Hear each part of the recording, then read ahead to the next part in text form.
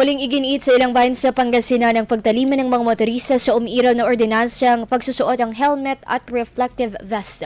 Sa bayan ng San Manuel, iginiit ang panghuhuli sa mga driver, partikular sa mga menor de edad na walang suot na helmet, walang driver's license, maging ang maingay na tambutso o ang modified muffler.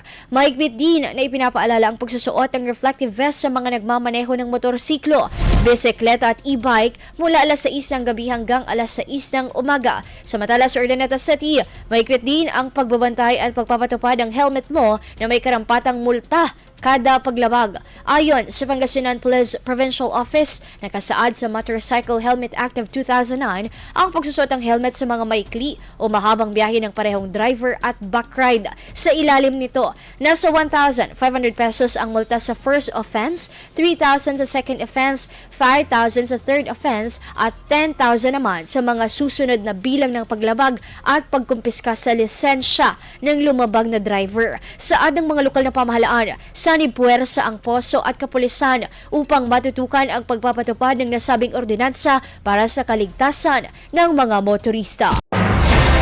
IFM News. IFM News. IFM News.